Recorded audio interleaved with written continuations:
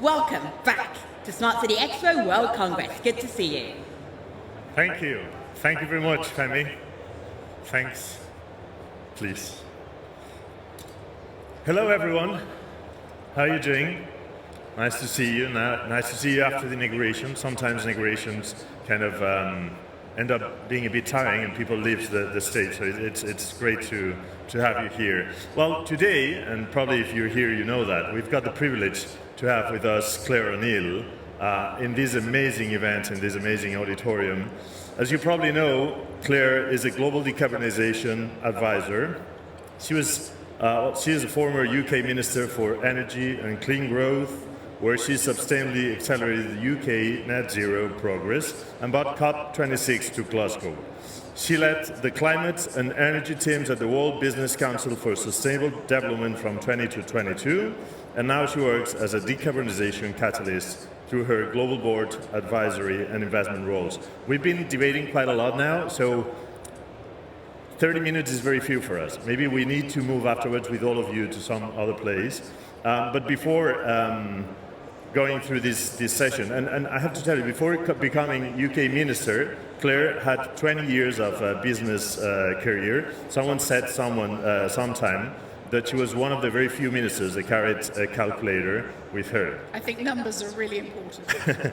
But well, before listening to Claire, let me show you a brief video.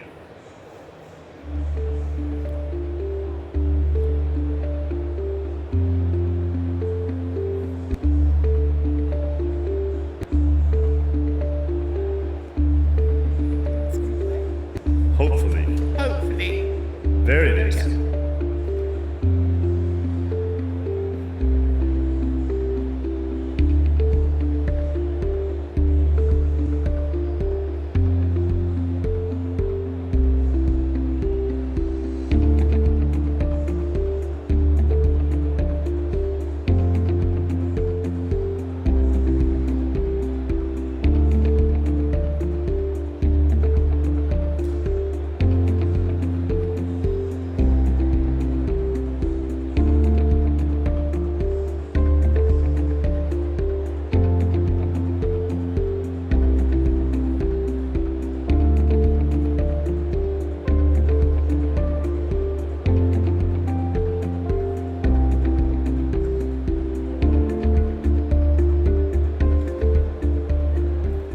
Great, so we can now see the situation where we are, and it's clear that we urgently need to find solutions to decarbonise our urban environments. And before start asking any question to Claire, and I've got tons of it, I would like you to elaborate a bit on which is our situation, to make us like a quick picture on the situation, and afterwards I'll come with several questions. I've got around. A lot of questions. Thank you, Pipo, and thank you so much for inviting me. What a wonderful event. Representatives from all over the world, every sector, every possible part of the solution.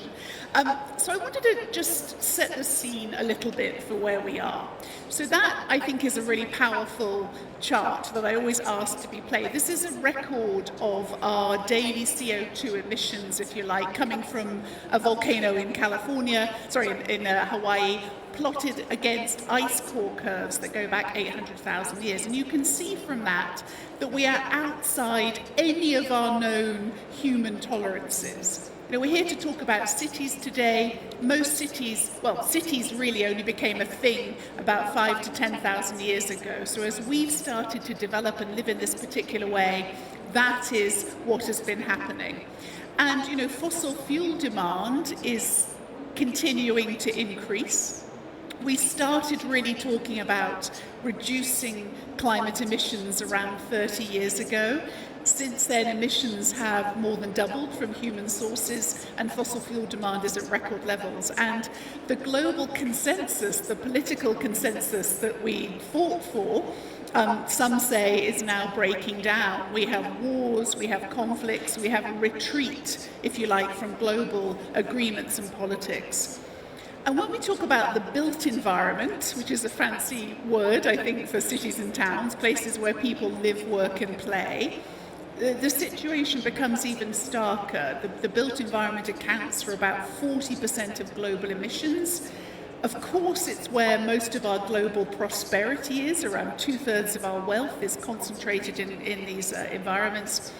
But also, these are hungry things that we live in. Cities and urban developments consume about half the world's natural resources, and they continue to grow. In 1950, only 750 million of us lived in urban environments. Now it's about 4.2 billion, and the expectation is that it will be 6 billion plus by 2050. And emissions, of course, happen when we build these cities, when we renovate them, when we move around them, when we operate them, and when we live in them. I do want to say one thing, though, Pipo. I often think that there is a sort of myth that cities are bad, urban development is bad, and we should all just go back to living in tiny villages. This is You're passionate about cities. I'm passionate about cities. Yet last night I walked down to the Plaza de España and sat on the steps and saw this extraordinary, beautiful city that is Barcelona moving all around me. We have better health, we have better social outcomes, we have better educational outcomes, and this is where most of the jobs are. So let's not do cities down or urban developments down too much. But there is this fundamental question: how do we live in the way we want to live, in a way that is consistent with the Paris goals? And there's a reminder, the Paris goals say we should aim for 1.5 degrees, but what we really need is for the temperature increase to be no more than 2 degrees over pre-industrial levels by the second half of the 21st century. So what are the current challenges? Well, cities are certainly setting ambitious goals. If you like, the easy bit is done, where I'm Copenhagen, I'm going to go for net zero by 2025. You're Paris or London, you're going to go for 2040 or 2050. We've done, I think, the easy bit. The question is, what are the real challenges and how are we going to deal with them? And transport is the most visible expression of this. It's been very interesting to see transport emissions account for about 20% of total emissions in urban areas. There has been, I think, real progress in getting rid of diesel vehicles, bringing in electrified public transport, getting people to walk and cycle, and there is an enormous amount of progress. I spent a lot of time in Houston, as I mentioned to you, Pipo. There is really no public transport in Houston, and there are no solar panels either, despite it being hot and sunny, which brings me to my second point about urban decarbonisation. How do we decarbonise the energy supply on which we all depend? And that has been a real driver of success in places like Zurich. Around 80% of the energy is from renewable sources in Zurich. Construction is more difficult. Is there anybody here from the construction industry? Yeah. Right, then you will be agonising, I suspect, over how to decarbonise, particularly when so much construction relies on steel and cement, where the actual manufacturing processes are inherently high carbon emitting, and we have technological solutions which are very expensive still in order to decarbonise those. And cement, if it were a country, would be the third largest emitter in the world after China and the US. And it's a very fragmented industry, it's resource intensive, and we like to build things from new. We're not very good at renovation, rehabilitation, knock them down, start again, get rid of all of that embodied emissions, chuck them in landfill and start again. I'm being a little facetious. And there are solutions. Obviously, we can go for carbon capture and storage. We can use blended cement with new technologies. We can use less. We can do retrofit rather than new build. But this is a problem that we really need to focus on solving. There are some interesting city new models emerging out there. We were discussing NEOM in Saudi Arabia, where I am a sustainability advisor. There is a vision to create a city of 9 million people completely on a greenfield site with almost zero emissions by 2050, which is an incredible thing. So the start again process is there. So we have solutions. We have solutions for transportation, for energy, for building materials. But why is this so difficult? We've been talking about it for a long time. And I think there are 4 reasons, and I know we'll discuss more about how we do this. This is often a very fragmented series of people or institutions that need to be involved. It's costly. There are costs involved in this transition. By some estimates, moving to a low-carbon cement solution would increase costs by about 50%, even with rapid technological reductions. This is really disruptive. You know, often we forget that we're not dealing with the beautiful architect's model under a perspex container. This is people's lives, and you need to bring people with you. We had the case in London recently where we have an ultra-low emissions vehicle zone, the biggest in Europe, and it was the reason that there was a very controversial election result in Prime Minister Johnson's former constituency. When he stood down, everyone assumed that the opposition would win it. They actually didn't win the seat because there was this whipped up fear of the cost of the ultra-low emission zone. It was used as a political weapon, which was a dreadful thing. And there is a fundamental question as to who leads, who choreographs all of this. And I have a view as a former political person, you know, that if you think you sit in central government and you pull levers and things are going to magically happen, then you're rather naive about how the world works. Actually, central politicians, what can they do? They can regulate, they can tax, they can spend, and they can convene. And beyond that, when you're looking for implementation solutions, you need to involve a huge number of other people. Local politicians, local business leaders, local citizens groups are, I think, immensely powerful in this transition. It's interesting because we were debating that before, and we tend to think that locally is hard to move, and you need nationally or like big guys moving the thing. Yeah, and as I say, you can set guidelines, but if by the way, if national had worked, we would be that emissions curve would be starting to change, right? But I think it's so interesting because if you want to have a plan, it has to be long-term, it has to be stable, it has to be inclusive, and it has to be acceptable. And I think the closer you are to people's lives, the more chance you have of actually delivering a plan like that. As I think we've seen in Barcelona with the acceptance of public transport, with the greening of much of the city, these things have been very much supported.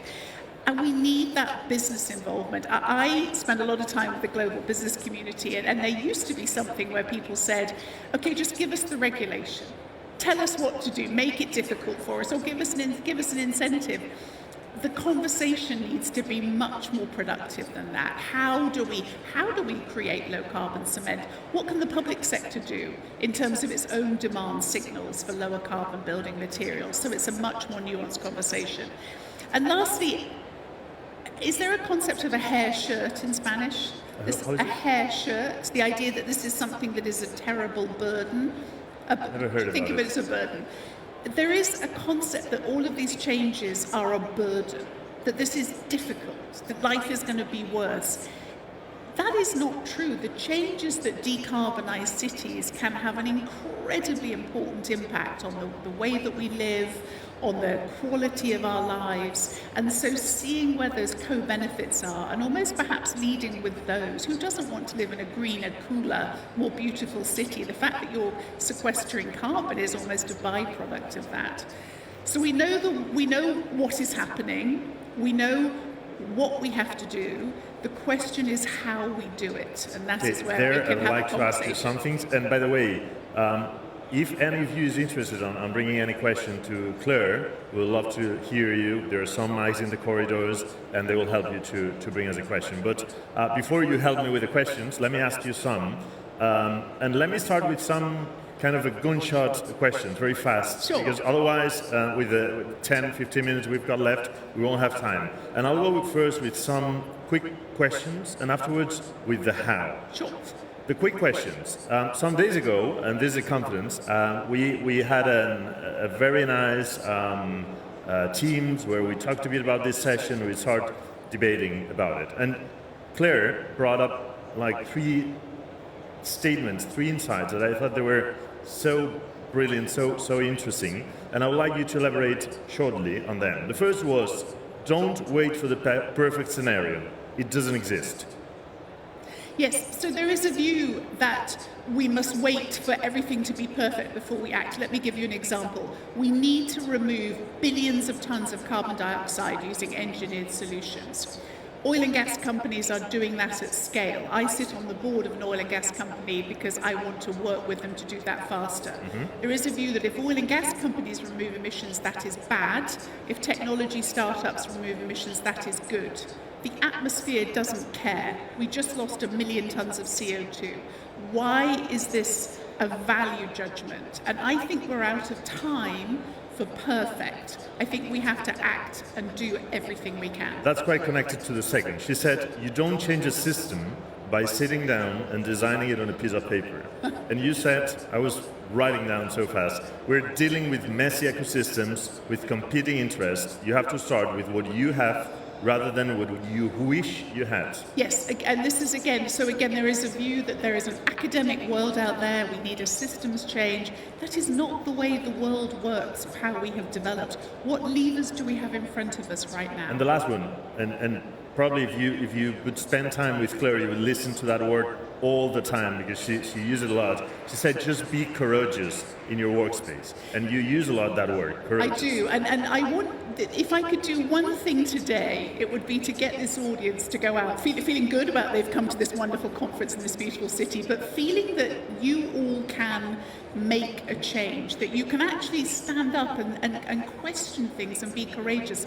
Too often it feels like we're in a circle where company X will say, well, if you invest, then I'll invest. If my supply chain sorts itself out, if the government gives us a signal, we can just change some of this stuff by standing up and wanting to change it. So I think courage is so important. Great. Now, some of the quick questions. Are we still on time to restore what we did or what we saw in the video? Well, we can. So this is a really important question. Net zero is a mathematical construct. Well, we will not get our atmosphere back to pre-industrial levels. There is no way. We can't do that. Can we hold our atmosphere at a place where the temperature increase is bearable? Yes, we can. I personally don't think we will do that by 2050. I think we are more likely to reach net zero somewhere around 2080. But I think it is absolutely achievable, but we have to be realistic. Great. How can we accelerate this global climate recovery? Is there any kind of magic recipe? There's no magic. Sadly, no. There's no magic pill. We need to change everything everywhere all at once, but we have to focus. Okay. So this is part of the problem, that we have our SDG goals. I read Barcelona's wonderful, sustainable development plan. There's an awful lot of actions on there. And my view is that we should, every organisation should pick the 2 or 3 things it feels it can do best and really focus in on that. We're trying to solve too many variables. So that's interesting. You point out organizations. Are private organizations, or should private organizations be involved from now? 100%. You can't change anything by ignoring the private sector, which again is this construct, this fallacy that people have somehow. I mean, have you ever known politicians to change their minds or not deliver on what they said? The idea that politicians will regulate us out of this is not true. So you must have the private sector. Yeah, but private, but also public. So yes. Private and public cooperation. Collaboration. Okay. Another important thing, how do you measure it? I mean, before we say how we're going to do it, how are we going to measure it? I mean, do we have any, I don't know, if, KPI, global KPI that we can consider to know? So we have good data on emissions, and people will know about Scope 3 emissions. These are very difficult to measure. There is a lot of work, including at the World Business Council for Sustainable Development, trying to build basically data lakes so we can share, because my Scope 3 is your Scope 1 or 2. This is a emissions measurement challenge. Interestingly, though, there is no global mechanism for the private sector to report its emissions every year. And I had pushed hard at COPs that we should have a global accountability mechanism. Otherwise, what's the point of setting the targets? We're less good at setting targets for nature. We're trying to do that, biodiversity, and for equity, which I think is a huge part of the challenge. But we're making progress. Okay, so we know now the situation. We said we're going to see how we tackle it, because the important thing, it's not only what, it's how. By the way, one quick question. Is the planet in a better situation today after someone destroys a piece of art? Does that help to recover the system? Have people read the news that yesterday some protesters in London smashed the glass on a very famous Spanish painting as a protest? It might have been my daughter. I haven't checked. people have a right to express their views. What I think those people could more usefully doing is working particularly with local businesses and local politicians to say, how do we design an urban green space? How can we encourage people to use public transport, take that energy and turn it into something positive? We know the problem. We've been protesting about the Keeling curve for the last 30 years. Has it influenced things? Not as much as it should have done. So channel that energy somewhere else. So you said before, you all can do something, and if we get into the how, is there any, I don't know if anyone, any local, maybe municipality, any region, someone in Europe or in the world who's doing a great job? So I think let's talk about the cities and the. So I think there are some real examples, and people are doing things slightly differently, and some of it's based on their natural advantages. So Scandinavian countries, Oslo, Stockholm, they build some amazing buildings with wood that I have seen. They can use renewable energies because they're well endowed with hydro. The same in Zurich. I think what's happening in Barcelona in terms of public transport, sustainable tourism, greening the city is incredibly important. And I think, as I say, London and Paris, who are really working to get rid of the most polluting vehicles, come out of it. When it comes to construction, it's more difficult because everyone wants to build a beautiful new building. I think there is something about renovation and accepting what's there and working with those buildings to make them beautiful. And often citizens prefer. Yeah, but you told me before, I think, about Singapore, who's doing a good job in terms of building. Singapore's doing an amazing job. So Singapore is particularly focused on greening the environment. So if you go to Singapore, there are forests everywhere in the city, and also on cooling. We always talk about heating, not about cooling.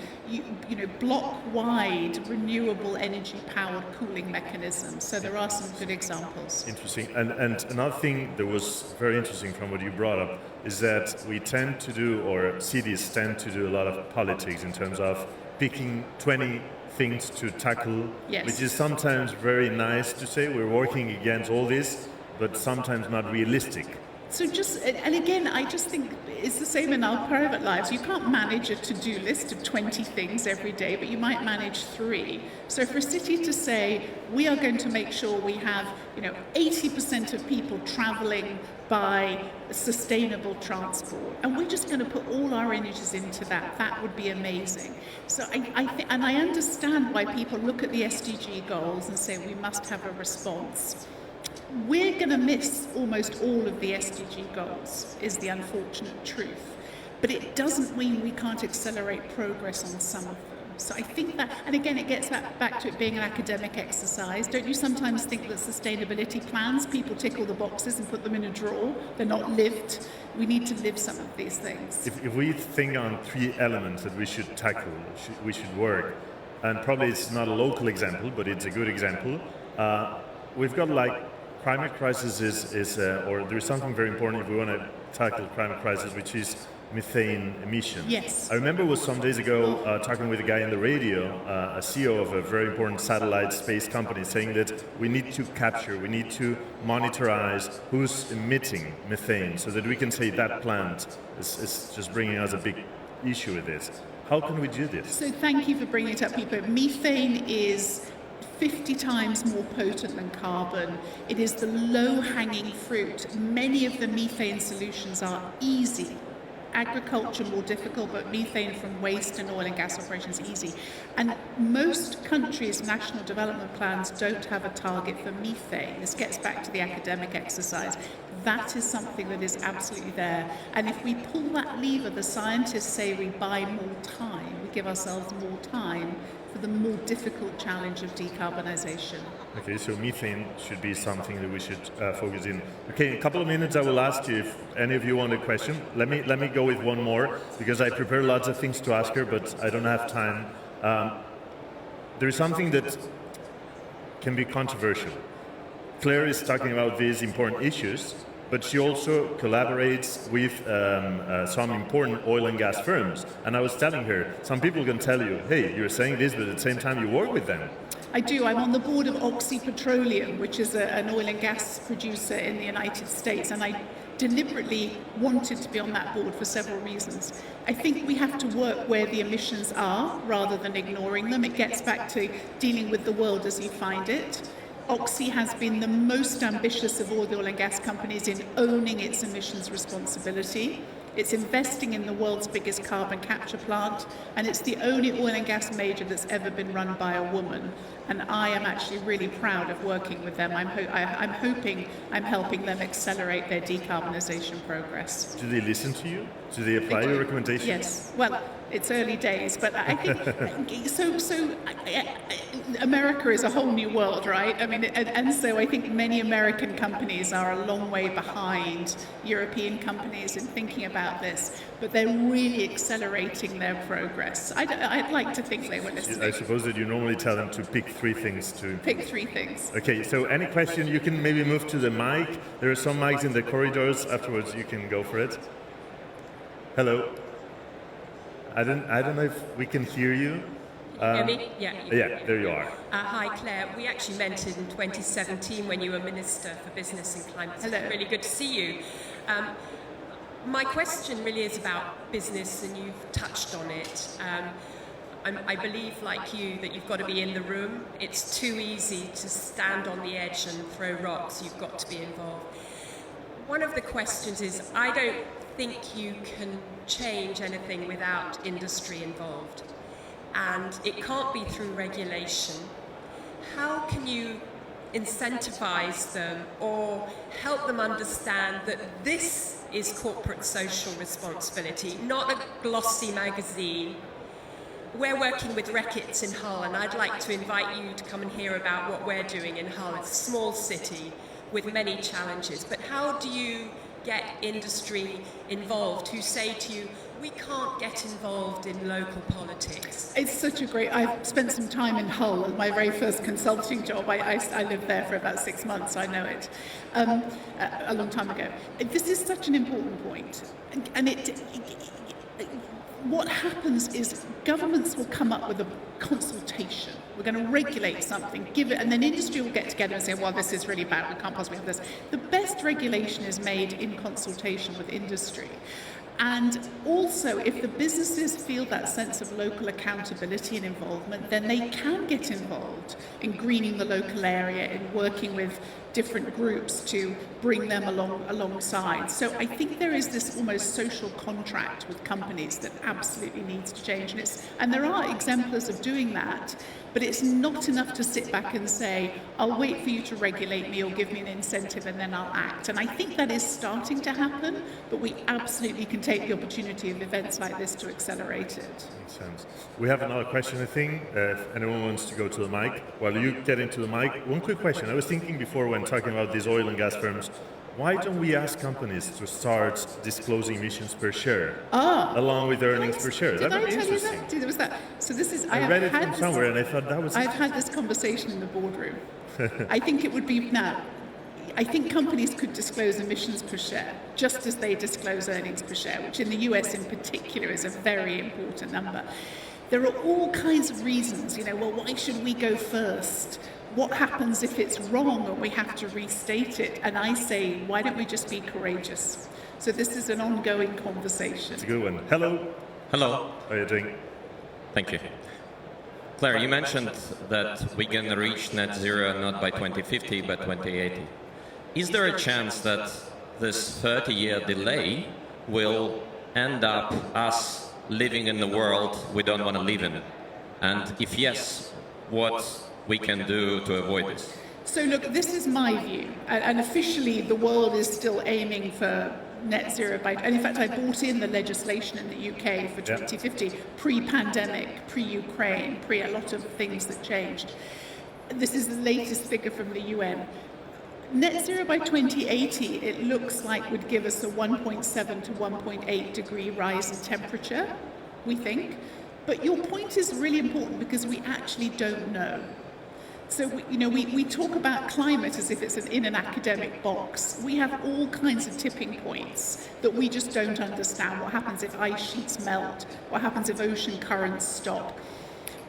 Will the world become unlivable? No. Will it become incredibly uncomfortable for millions of people, particularly the poorest and most vulnerable? Yes. And that's why I don't think we should stop our efforts, but I think we should be realistic. And it gets back, for example, to working with oil and gas companies. If fossil fuels are still 82% of the global energy mix, and when we had the first COP, they were 85%. Shouldn't we be working with the oil and gas companies, not deplatforming them as was done at COP26? So I just think we need to work with the world realistically and pull all levers, because to your point, we may end up with very uncomfortable outcomes. Thank you. Thank you very much. Claire, we've got 1 minute left. And I want to ask you something, because all these people here, apart from, I'm sure, great leaders, great businessmen, people who is worried about the planet, also about the cities. We've got, by the way, this Tomorrow building in here now from this year, which is amazing. But apart from this, they're normal people, like you and I. They've got a house, they've got a family, they've got whatever. What can each of us do to tackle this situation? Apart from private companies, apart from administrations, what can each of us do? I know you're a beekeeper, for example. I do keep bees. Yeah, what can we do? It was a terrible year for honey last year. Well, so I think one is to just stay informed. And I don't know how many people have seen the Keeling curve before, but I look at that every day. It's at 419 parts per million today. Reminding ourselves again and again that ultimately the atmosphere is reacting. And there is a goal and there is a number. This is a mathematical problem. And also being optimistic. I don't for a moment believe that this is a problem that we can't solve. And I also don't think the human race is going to become extinct. I think we will have a series of challenges that we have, like the ones we've risen to before, but we have to accept that the world is not organised, that the world is fragmenting into trading blocks. So my question is, what can we do locally? How can I go to work tomorrow? How can I go to a citizen group? How can I talk to my friends? How can I change my behaviour in a way that is consistent with a more sustainable outcome? If I work in a hotel, have I inquired about how short our food chain is? Do I try and save water? Do I try and take a bicycle or walk?